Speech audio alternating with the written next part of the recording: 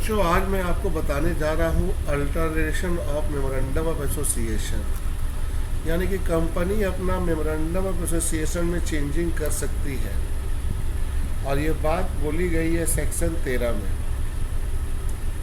तो जो जो इम्पोर्टेंस पॉइंट है, जो जो एग्ज़ाम में आ सकता है, मैंने उसे रिकॉर्ड किया है। सबसे पहला है change of name clause. Company अपने नाम को चेंज कर सकता है। इसके लिए कंपनी को करना क्या है? सबसे पहले कंपनी को पासिंग ए स्पेशल रेजोल्यूशन, बहुत इम्पोर्टेंट। सबसे पहले कंपनी को पास करना होगा स्पेशल रेजोल्यूशन।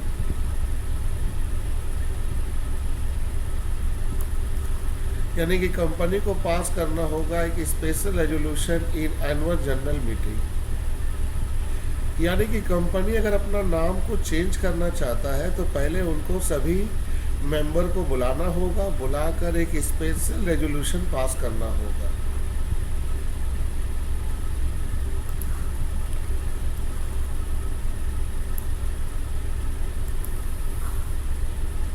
इसके बाद है obtaining the central government approval in writing. ध्यान से समझिएगा, इसके बाद सेंट्रल गवर्नमेंट से उनको परमिशन लेना होगा, वो भी राइटिंग में। यानी कि सेंट्रल गवर्नमेंट से इनको अप्रूवल लेना होगा, वो भी राइटिंग फॉर्म में, ओरल फॉर्म में नहीं। इसके बाद है एप्लीकेशन फॉर्म नंबर है 124 है। ये फॉर्म को फिलअप करके सेंट्रल गवर्नमेंट के पास सबमिट करना होगा ताकि सेंट्रल गवर्नमेंट से अप्रूवल मिल सके। तो ये 3 पॉइंट तो पहले इम्पोर्टेंस हो गई। कंपनी को अपना नाम चेंज करना है तो स्पेशल रेजोल्यूशन पास करना पड़ेगा बेटा। दूसरा नंबर है सेंट्रल गवर्नमेंट से परमिशन लेना पड़ेगा राइटिंग फॉर्म में। और चौथा है बेटा एप्लीकेशन फॉर्म जो है वो 24 है, इसको सबमिट करना होगा सेंट्रल गवर्नमेंट के पास अप्रूवल के लिए।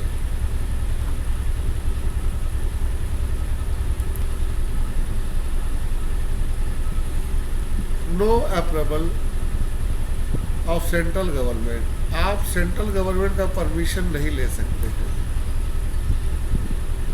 आप सेंट्रल गवर्नमेंट का परमिशन नहीं ले सकते हैं।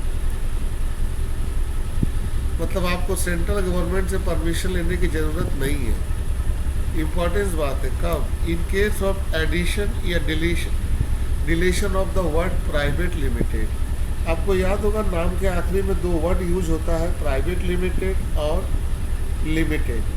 अगर आप प्राइवेट लिमिटेड वर्ड हटाना चाहते हो या लिमिटेड वर्ड ऐड करना चाहते हो तो इसके लिए आपको सेंट्रल गवर्नमेंट से परमिशन नहीं लेना है।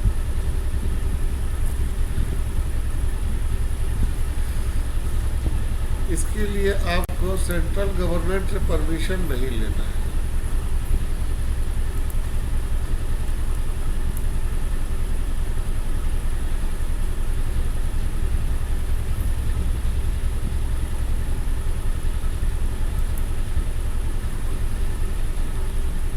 During the conversion of public company into private company, अगर पब्लिक कंपनी प्राइवेट कंपनी में बदल रही है, 22 वर्षा या प्राइवेट कंपनी पब्लिक कंपनी में बदल रही है कोई भी हालात में, तो वहाँ पर प्राइवेट लिमिटेड वर्ड ऐड करना हो या डिलीशन करना हो, उसके लिए सेंट्रल गवर्नमेंट से परमिशन लेने की ज़रूरत नहीं है।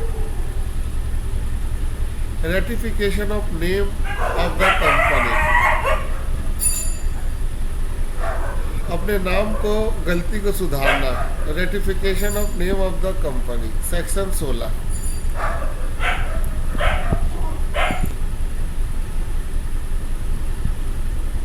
If the name of the company is identical with the existing company, अगर मेरा कंपनी का नाम किसी पुराने कंपनी के नाम के साथ अगर मेल खा रहा है, then such company can change its name. तब ऐसे हालात में हमको अपने कंपनी का नाम को चेंज करना पड़ेगा with in a period of 3 month. Very important, हमको 3 महीने का वक्त मिलता है बेटा। After passing the ordinary resolution, इसमें हमको रेजोल्यूशन जो पास करना होगा ऑर्डिनरी रेजोल्यूशन पास करना होगा, स्पेशल रेजोल्यूशन नहीं।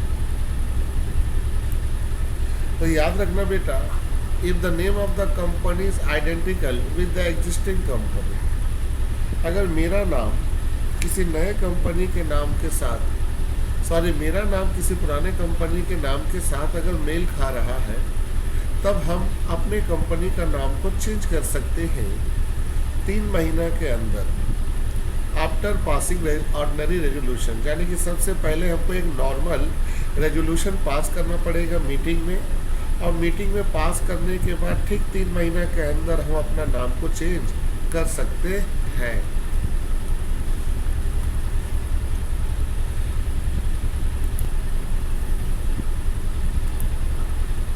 When a company change its name, जब कंपनी अपना नाम चेंज करता है या ऑब्टेन अ न्यू नेम, या एक नया नाम वो हासिल करता है,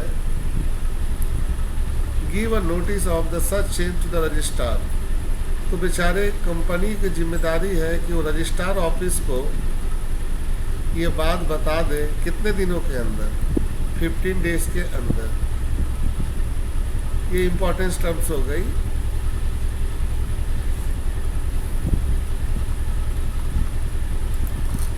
यानी कि जब कंपनी अपना नाम चेंज कर लेता है या उसे नया नाम मिल जाता है, तब वो नोटिस देता है, तब उसकी जिम्मेदारी है कि वो नोटिस, चेंज की नोटिस रजिस्ट्रार ऑफिस को सौंप दे कितने दिनों के अंदर, 15 दिनों के अंदर। If the company default in complying with any direction, अगर कंपनी डिफॉल्ट हो जाता है, अगर कंपनी डिफॉल्ट हो जाता है इन कंप्लाइंग विद एनी डायरेक्शन, मतलब रजिस्ट्रार ऑफिस की तरफ से उसे जो डायरेक्शन दिया गया है, उस डायरेक्शन को अगर वो फेल हो जाता है, पूरा नहीं कर पाता है, तब ऐसे हालात में सज़ा दिया जाता है। तो ऐसे हालात में उसको पनिशेबल किया जाएगा।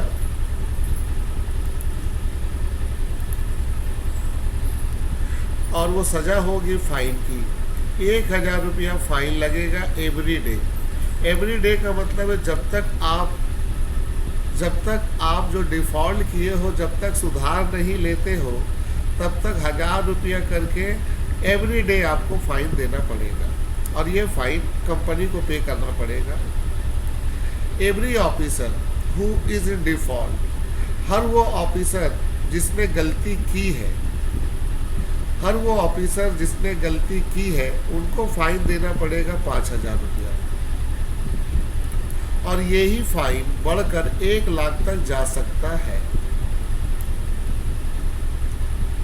तो बच्चों, अगर कंपनी डिफ़ॉल्ट हो जाता है अपना नाम को चेंज करने में, यानी कि रजिस्ट्रार ऑफिस की तरफ से जो रूल्स दी गई थी अगर उसको फॉलो नहीं करते हैं, तब ऐसे हालात में कंपनी को तो 1000 रुपया फाइन देना पड़ेगा एवरी डे।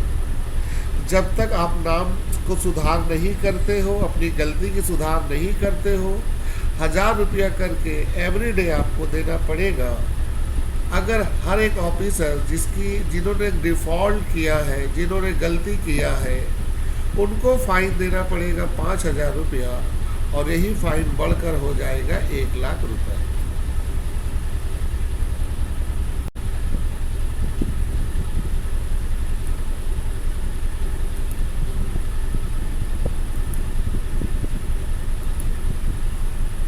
सेकेंड है change in the registered office, very important. Company अपना रजिस्टर्ड ऑफिस को बदल सकता है। रजिस्टर्ड ऑफिस को हम लोग हेड ऑफिस बोल सकते हैं। कंपनी अपना रजिस्टर्ड ऑफिस को बदल सकता है। इसके लिए बना है केस ए और केस बी।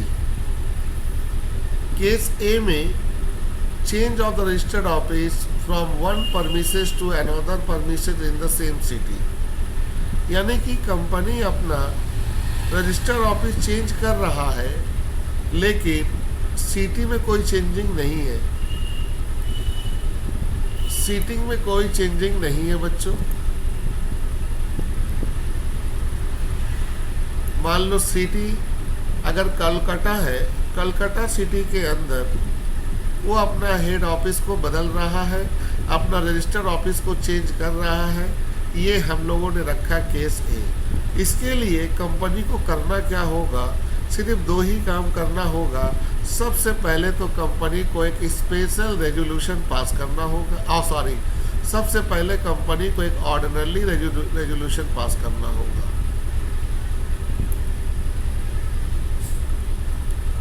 उसके बाद file with the registrar with in 15 day of such change. इसके बाद उसको 15 दिन के अंदर रजिस्ट्रार ऑफिस के पास अपना फाइल जमा करना पड़ेगा कि वो अपना रजिस्टर्ड ऑफिस चेंज कर चुका है। तो ये दो बातें आपको याद रखनी है बच्चों। सबसे पहले बच्चों ये बताइए कि हम अपने रजिस्टर्ड ऑफिस को चेंज कर रहे हैं वन परमिसेस टू अनदर, जाने कि हम उसकी जगह को चेंज कर रहे हैं। मान लो पहले हम थे मिंटो पार्क के सिटी में, अब हम आ गए हैं एस्प्लेनेड में। तो हम परमिसेस चेंज कर रहे हैं लेकिन सिटी मेरा सेम है, तो हमें दो काम करना होगा। सबसे पहले हमको ऑर्डिनरी रेजोल्यूशन पास करना पड़ेगा, और दूसरा नंबर है बेटा, हमको रजिस्ट्रार ऑफिस के पास अपना फाइल को जमा करना होगा 15 दिन के अंदर।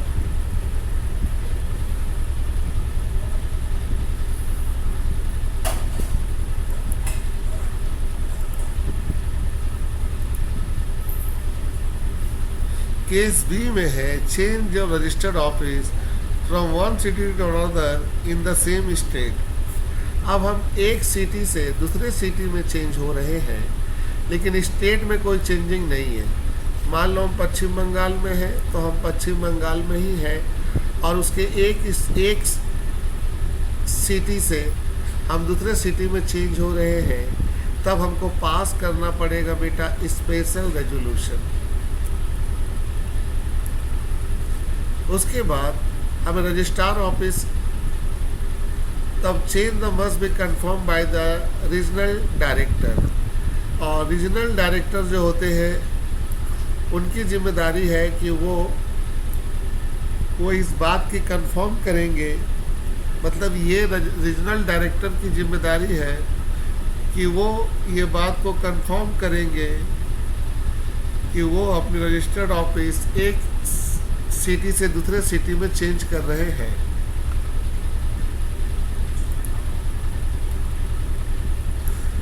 The change information must be filed with the regional director in the Form 23। Regional director की जिम्मेदारी है कि वो फॉर्म 23 को फाइल करे और रजिस्ट्रार ऑफिस के पास जमा कर दें।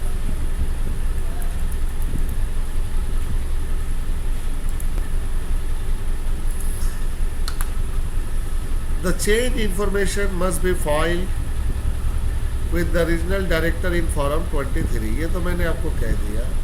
कॉपी ऑफ स्पेशल रेजोल्यूशन जो आप पास किए हो और रीजनल डायरेक्टर की तरफ से जो कन्फर्मेशन मिला है, वो सभी को आप फाइल करके 30 दिन के अंदर जमा कर दिए रजिस्ट्रार ऑफिस के पास। तो बच्चों सबसे पहली बात है कि अगर आपका हेड ऑफिस रजिस्टर्ड ऑफिस एक सिटी से दूसरे सिटी में जाएगा, आपको सबसे पहला स्पेशल रेजोल्यूशन पास करना होगा। सबसे पहले आपको स्पेशल रेजोल्यूशन पास करना पड़ेगा। उसके बाद बच्चों आपको रीजनल डायरेक्टर से कंफर्मेशन लेना पड़ेगा। फिर रीजनल डायरेक्टर फॉर्म 23 फिलअप करेंगे। उसके बाद स्पेशल रेजोल्यूशन की एक copy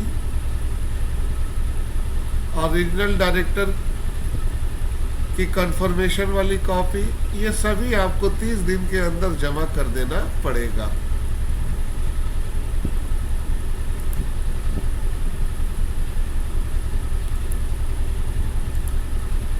case 3 change of regional office registered office from one state to another state. Registered office हम चेंज कर रहे हैं, लेकिन अब स्टेट चेंज हो रहा है, एक स्टेट से दूसरे स्टेट में। इसके लिए हमको पास करना पड़ेगा स्पेशल रेजोल्यूशन।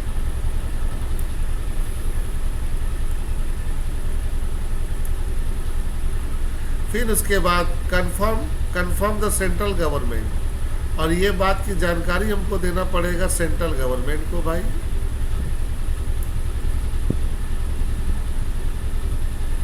इसके बाद हमको अपने कर्जदार लोग की लिस्ट देनी पड़ेगी क्रेडिटर डिवेंचर होल्डर की, कि हमारे कितने क्रेडिटर है, कितने डिवेंचर होल्डर है। तब जाकर हम अपने रजिस्ट्रार ऑफिस को एक स्टेट से दूसरे स्टेट में लेके जा सकते हैं। हम लोग का तीसरा है बच्चों चेंज इन ऑब्जेक्ट क्लाउज। कंपनी अपनी ऑब्जेक्ट को बदल सकती है। इसके लिए बदलने के लिए दो केसेस है, केस 1 केस 2।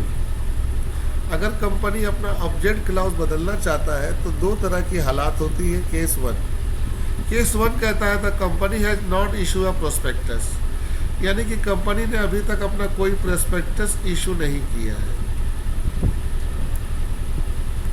यानी कि कंपनी अभी तक पब्लिक से पैसा लिया नहीं है। The company has not issue a prospectus, company ने अभी तक कोई भी प्रोस्पेक्टस इशू नहीं किया, यानी कि कंपनी ने अभी तक कोई भी पैसा पब्लिक से नहीं लिया। The company has issue a prospectus, second case है कंपनी प्रोस्पेक्टस इशू किया है, यानी कि कंपनी ने पब्लिक से पैसा ले लिया है। तो ऑब्जेक्ट क्लाउज को चेंज करते वक्त ये दोनों केसों को ध्यान में रखना पड़ता है, एक जहां पर प्रोस्पेक्टस इशू नहीं की गई है और एक जहां पे प्रोस्पेक्टस इशू की गई है। अब एक एक करके दो। Case 1 the company has not issue a prospectus, company ने प्रोस्पेक्टस इशू नहीं किया है, तब उसमें क्या क्या करना होगा। सबसे पहले पास करना पड़ेगा एक special resolution, AGM meeting. Simple, एक स्पेशल रेजोल्यूशन पास करिए, उसकी कॉपी को रजिस्ट्रार ऑफिस के पास जमा कर दीजिए। अब आते हैं केस 2 में।